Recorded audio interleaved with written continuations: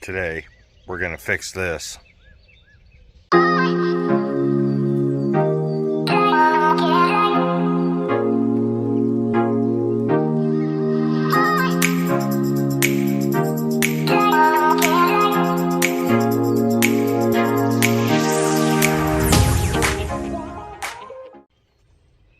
Well, my brakes went out and I feel like I should be able to just drink coffee and stare at it. But let's get under here and I'll show you what's wrong.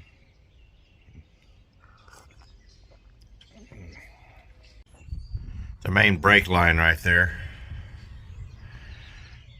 is bad. It goes through this frame rail all the way to the other end of the truck. That's a 35-gallon gas tank in front of it. So let me show you what I got. Apparently what I don't have is keys to the truck. Now that we're in the truck, I got two of these fittings, one for each end, and I got this whole roll of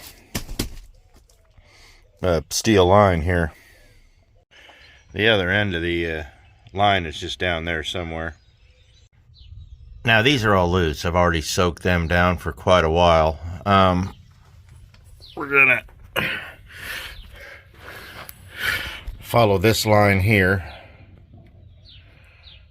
all the way to the front.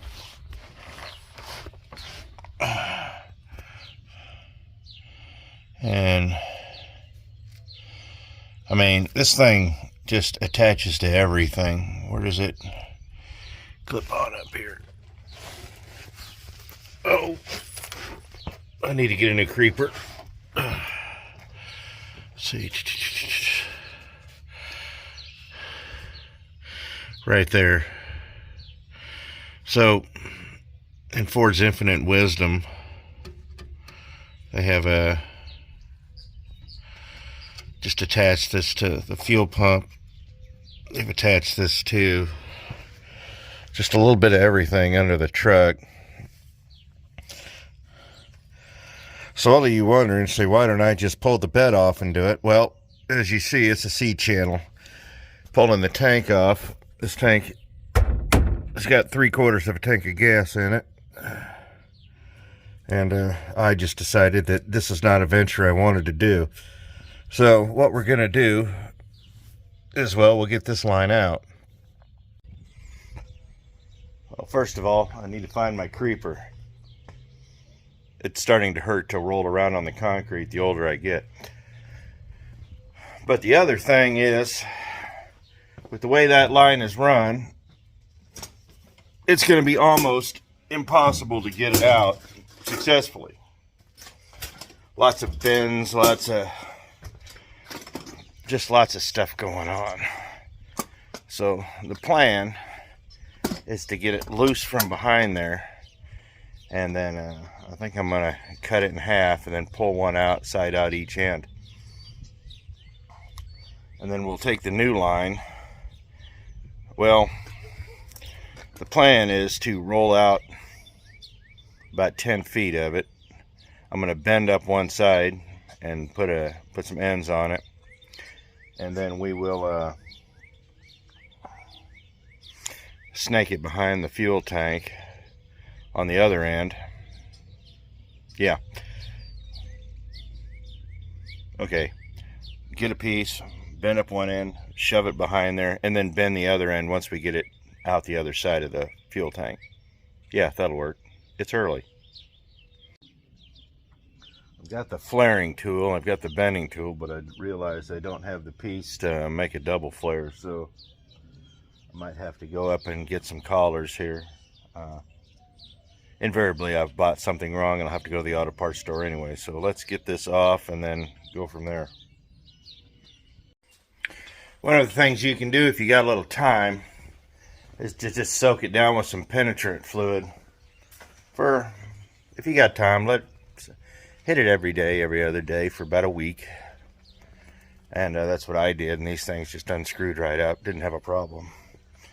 So hopefully you got time for that, but hopefully maybe I have the right wrench here. Let's get under here and find out.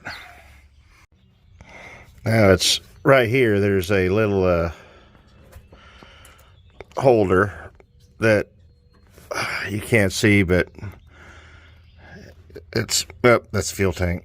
That's back there that's holding this end of the line on, so you got to get it out through that. So with a bit of pain, we got the fuel line off. We'll show you where it broke.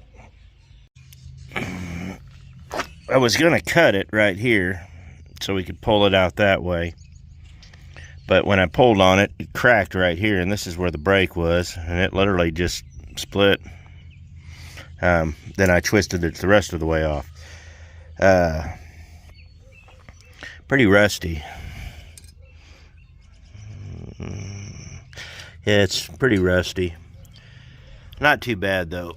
This is there's a lot of bends in here, and truthfully, to do it right, you need to take the fuel tank out. I'm not going to do that. This right here hooks into a clip on the bottom of the fuel filter, and this was a delight to get off. So you have to be very careful with things like this because it's attached to fuel stuff. So let's yeah. So let me go get cleaned up. I'm gonna jump in the car. I'm gonna head to the auto parts store to get those flaring collars, and then come back. I'll show you the game plan. Trying to figure out the nearest O'Reilly's near me, and I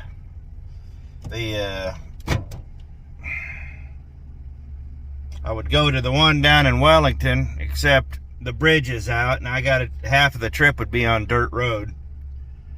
I've torn up enough cars doing that, so I guess I got to go to another one that's 2 towns over that way. So, yeah, well, whatever. Living in a small town. So let's get to the auto parts store and we'll see if they got these tools. Now, I'll be the first to admit I am not proficient at flaring anything when it comes to flaring line and all that, so we'll just have to hope for the best. It's gonna be, I have a game plan. I need to see if it works before I really endorse it. But what we're really gonna probably end up doing is I'm gonna use the old line as a template on the front side. Now, there's nothing I can do behind the fuel tank, which is probably gonna be its downfall. But I'm gonna do everything I can on both sides of the fuel tank to make sure that it clips into the clips and all that, and we're gonna secure it and whatnot. It's gonna be interesting. So let's go get this done. So we're here at O'Reilly's. Hit kind of a snag, but it's not a bad snag. It's just a dumb one. I ended up buying the entire kit because I need that flare right there.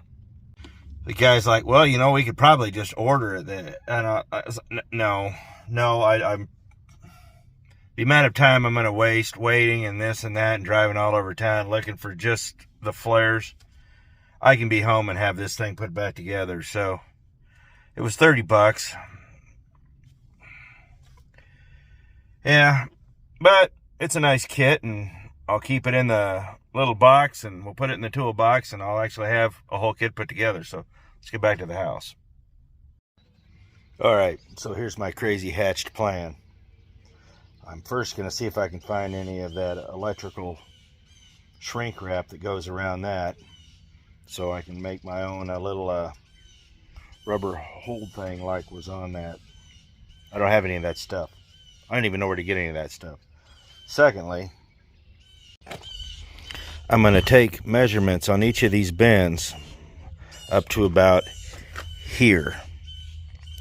So I'm going to cut all these, not cut, but bend all these like they're supposed to be. This is going to be completely straight. So I'm probably going to just have a straight piece out to about this far, because I'm going to cut this end to match underneath the truck. Now, I'm not going to sit there and worry about any of these bends under here. It's just going to have to be what it is. I was a little worried about how it pulled out. I did not want it to catch any electrical wires and stuff, and those are things that we're going to have to check. But if I'd pulled the tank, or if the tank had been able to get pulled, part of the reason I didn't do that, well, I'll discuss that here in a bit. But looks like, though, there's enough room underneath, and I'll show you that I got a plan. Oh, so let's slide into the truck. This right here is where that plastic stuff is on this fuel filter. A lot of fuel lines here. That's why I'm really concentrating on, you know, making sure all of this is good, because I wanted to clip onto this, and clip. It's going to clip here and here, and I'm going to feed it through. But see this little gap right here? I really think this little, well, not so much here, but this little gap is big enough to put a fuel line or through, put a brake line through. So yeah, so we're gonna look at that, and then what's that?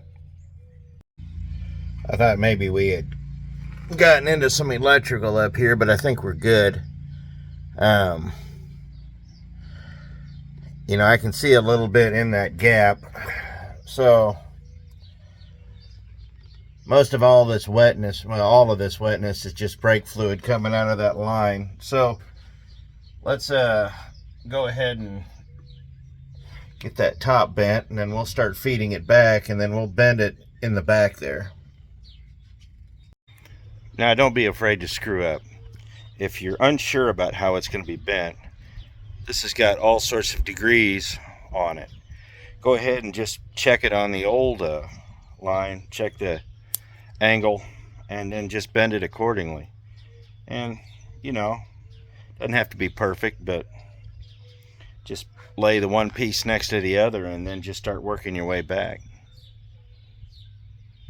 Okay, about 20 minutes later, and we got it pretty much matched. Your results will vary. We haven't cut it yet. Whoops. And so what we're going to do is probably cut it. Where's this piece?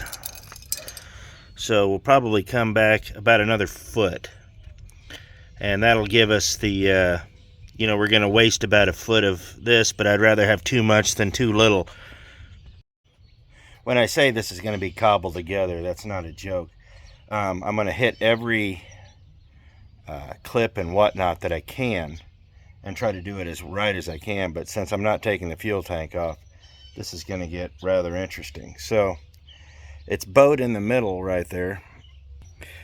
As you can see, mainly just because it was all rolled up like that. So unrolling it's going to be tough. Now, you can hand bend these. Hand bending is an art. If you got a real sharp one like that, I strongly suggest using a regular tube bender. But some of the sweeping stuff like that, you can hand bend. Just be very careful and take your time. That way you don't end up crimping it. You crimp it, you just got to start all over again. Because if you crimp it, that's a break, and that will start leaking immediately.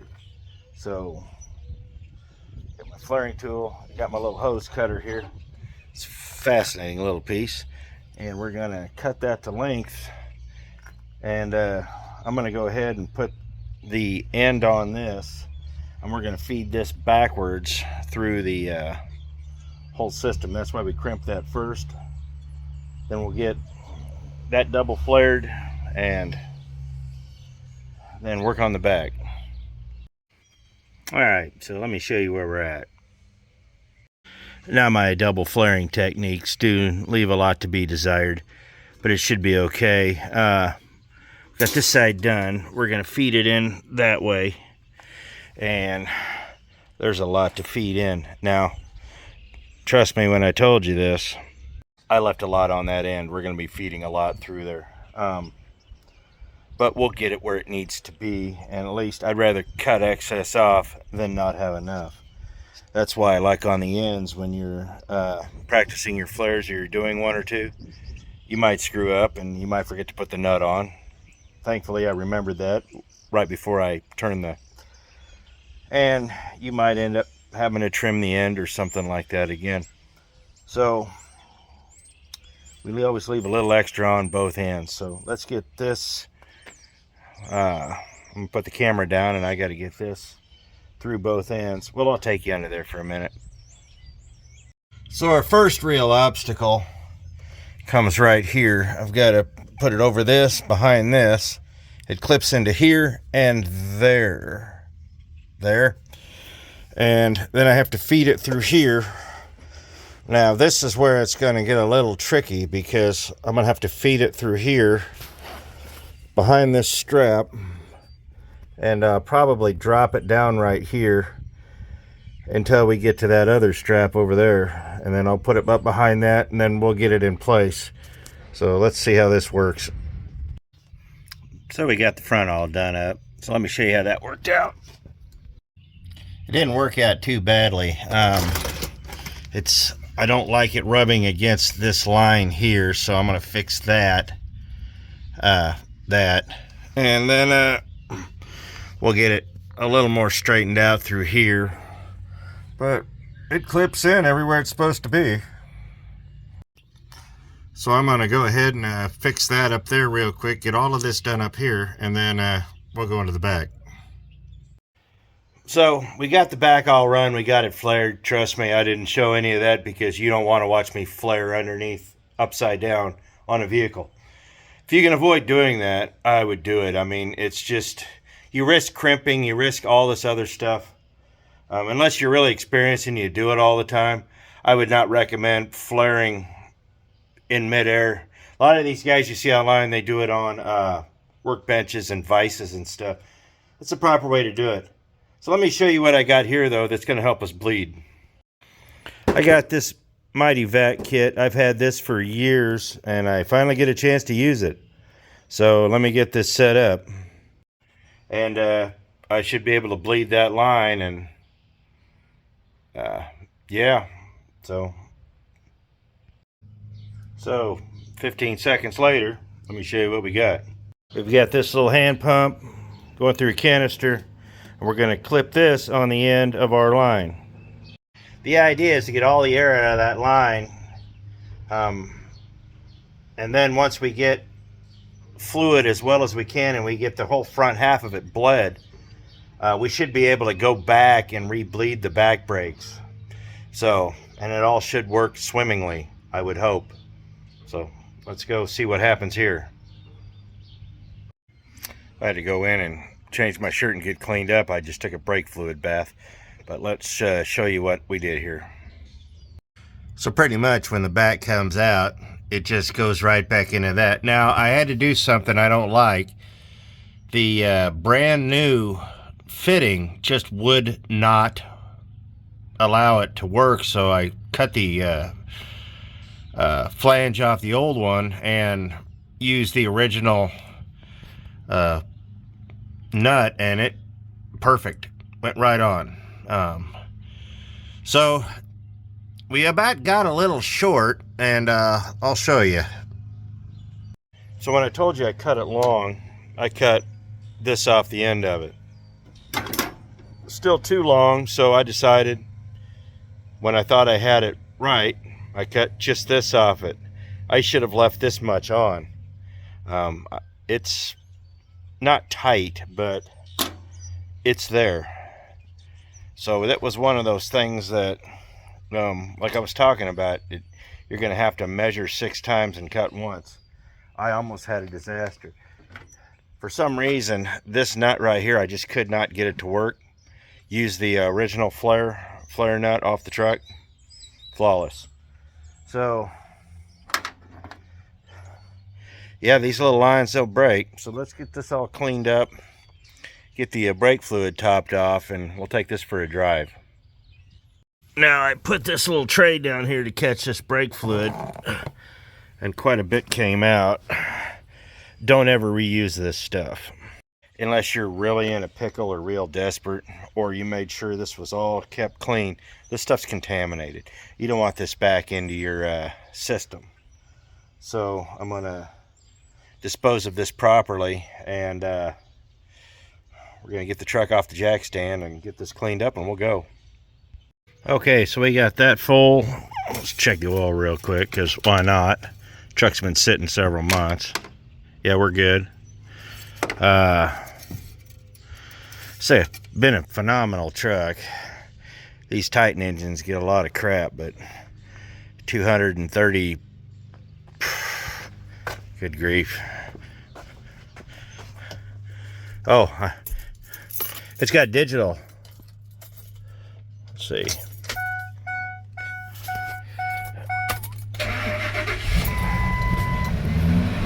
Yeah, there we are. 228,000, and she's not missing a beat. So let's get going. So let's go ahead and just push the pedal, see what happens. Well, we got more pedal than I used to, so hey. Well, so far it feels good. I mean, she's not stopping on a dime, but she's stopping. Now, I'm not gonna lie, we're gonna need a complete 4-corner bleed here soon, but we're not doing that today. We're just wringing it out. Yeah, there's a lot of air in the line. I don't think any air got in the master system, but I literally removed 2/3 of it with that one line and exposed the rest of it. Now, I don't know how much air was still in there. I probably should have pumped a little longer, but we'll just let it work through. And like I said, once it gets settled in a little bit, I know gravity's going to do a lot of it. We'll go ahead and do a 4-corner bleed, and that should take care of all of this. So, except for the final bleeding, the truck's done. It runs good. I'm going to put it on some pavement tonight to make sure there's no other leaks, because you know how it goes. You know, you put a new line in somewhere and something else blows. I'm not expecting anything else to blow. Now, I know that sounds pretentious, but the fact of the matter is, where those lines was a place that was apt to collect a lot of corrosion.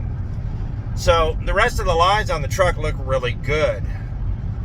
It was just in that one spot. If you saw the other lines, they look decent.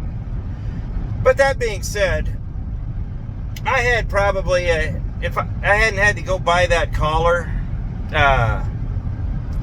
I'd quite literally, from the pawn shop, $10 in tools. I had the bender, I had the crimper, and probably what, $50-$60 in hose or Brakeline, and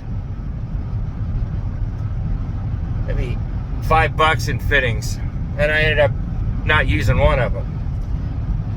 And if you're in a pinch, you can, I don't recommend it, like I said, but you can use the old fittings if you get them up. And the little cutter, that's just a few bucks there. So altogether, for under $100, I got this thing going. Now, to do it properly, we would have had to have taken the tank down and actually, you know, unhooked everything and all that. I don't, if you can get away with not doing it like I did, I would highly recommend doing it the proper way. But we got it put together, and it all works, and that's the important thing. So if I wasn't filming, this would have taken an hour and a half. It took longer to get the old line out than it did to get the new one in. And truthfully, if you were going to do it the right way, there's several other things you probably want to do in the process. One of those things you'd want to do is, if you have to take the fuel tank out, go ahead and put a new fuel pump in it. You've already got it out. Even if you don't think there's anything wrong with it, if it's the original pump, go ahead, change your fuel system out. Pumps, filters, socks, whatever you need to do. You already have it out. There's no point in putting it back in without doing that. This is just preventative maintenance. So it's one of those things that I would highly recommend doing if you're going to be, you know, if you're going to have it out anyways. The reason we didn't pull the bed off, there was no point in it. You would have had to take the tank off. That's just, everybody kept saying take the bed off, and I'm like, no, it's in a C channel and it's butted up on both sides of the tank. But that being said, you know, we got it working. It's going to do exactly what it needs to do. I've got it sitting in the fittings. Is this going to be a permanent solution? Well, it depends on how long you keep the truck, really.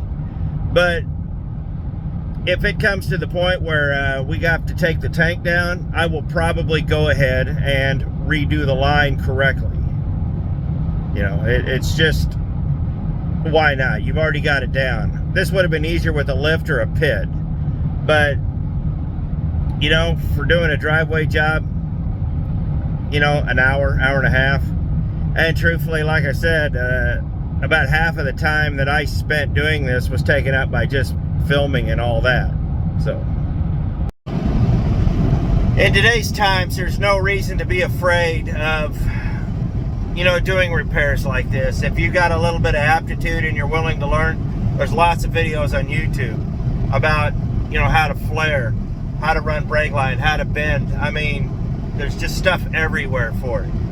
This video I'm doing right now is by no means unique to the industry. So